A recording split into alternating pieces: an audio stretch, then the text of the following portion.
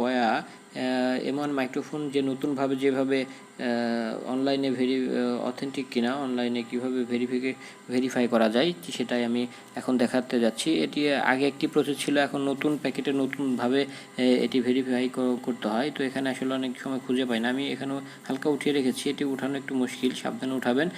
তো এক কোণা থেকে উঠালে প্লাস্টিকের একটি আবরণ এবং উপর লোগোটি উঠে যাবে এবং এখানে দেখা যাবে যে একটি কিউআর কোড রয়েছে। এই কিউআর কোডের নিচে যে নাম্বারটি দেখছেন এখানে 16টি ডিজিট রয়েছে। এই কিউআর কোডটিকে আপনার যে কোনোভাবেই হোক স্ক্যান করে নিতে হবে। তো স্ক্যান করলে আপনি যা দেখতে পারবেন আমি আপনাকে দেখাচ্ছি যে এইটি স্ক্যান করলে আমরা আসলে পেয়ে যাব যে কিভাবে আপনি আপনার বয়া ফোনটিকে চিনতে পারবেন যে এটি অরিজিনাল কি না কি নকল প্রোডাক্ট আপনি পেয়েছেন। এখানে আসলে প্যাকেটের গায়ে দেখতে পারবেন আরও কিউআর কোড রয়েছে উল্টা পাশে। তো এই যে এটা হচ্ছে কিউআর কোড, আসলে এটা যথেষ্ট না আপনার জানার জন্য, কিন্তু সামনে যে কিউআর কোডটা আছে আপনাকে ওটাই স্ক্যান করতে হবে। আর কিউআর কোড স্ক্যান করছি। কিউআর কোডটি অ্যাপসটি ওপেন করেছি এবং এখানে দেখতে পাচ্ছেন যে এভাবে একটি লিঙ্ক এসেছে। আমি লিঙ্কটিতে ওপেন করব। ওপেন করার পরে একটি পেজ আসবে, অফিসিয়াল পেজ। সরি, আমি আসলে ইন্টারনেট কানেকশনটি বন্ধ করে রেখেছি। ইন্টারনেট কানেকশন বন্ধ করলে এটি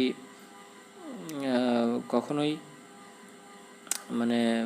বোঝা যাবে না। তো আমি কানেকশনটি অন করে নিলাম এবং দেখতে পাচ্ছেন এখানে একটি পেজ চলে এসেছে এবং অটোমেটিকলি 16টি ডিজিট কিন্তু এখানে চলে এসেছে দেখতে পাচ্ছেন এবং এখানে ইনকোয়ারি আছে। তো এই 16 ডিজিটটি আমি মিলিয়ে নিই, দেখি আমার এটার সাথে মিলছে কিনা। আমার যে প্যাকেটের গায়ে যে দেওয়া আছে 16টি ডিজিট মিলছে কিনা আমি এটি চেক করে নিচ্ছি।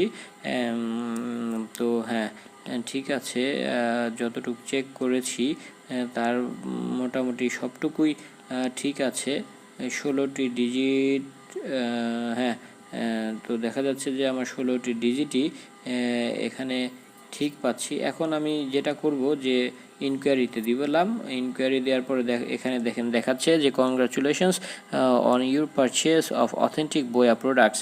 তার মানে যেটা দাঁড়ালো যে আমার এই বয়া মাইক্রোফোনটি অবশ্যই অথেন্টিক। আমি একটি স্ক্রিনশট নিয়ে নিলাম, কারণ আমি দারাজ থেকে প্রোডাক্টটি কিনেছিলাম এবং রিভিউ দিব, যার কারণে আমি একটি স্ক্রিনশট নিয়ে নিলাম। তো এই হচ্ছে আমাদের বয়া M1 নতুনটা কিভাবে ভেরিফিকেশন করবেন তারই একটি প্রমাণ।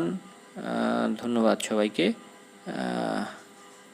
আবার আমি এটিকে আপনাদেরকে দেখাচ্ছি যে পরের বার যদি আমি ওই একই কোড ইনপুট দিই তাহলে কি হবে। আমি যদি আবার সেকেন্ড টাইম ট্রাই করতে যাই তাহলে কিন্তু ওই কোডটি এখানে আর দেখাচ্ছে না। দেখুন আপনারা যে এখানে বলছে আমি একটু আগে আমাকে টাইম দেখাচ্ছে যে এই সময় আমি এটি চেক করেছি। তার মানে হলো যদি কেউ একবার ভুল করে এই কিউআর কোডটি একবার স্ক্যান করে ফেলে তাহলে দ্বিতীয়বার আপনাকে আর অথেন্টিকেশন দেখাবে না।